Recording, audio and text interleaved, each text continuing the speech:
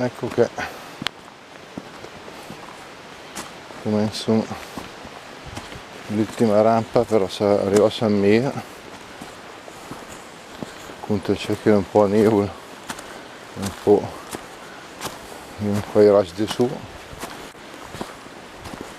qui è il turnante,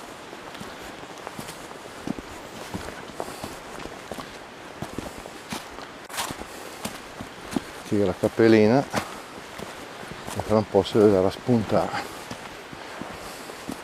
la Gesetta d'Eremo di San Miro,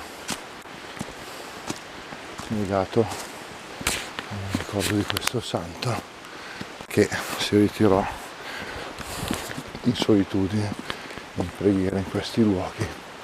Eccola là, sullo sfondo. E mi viene in mente tutti i gite che fa le scarpinate, le girette.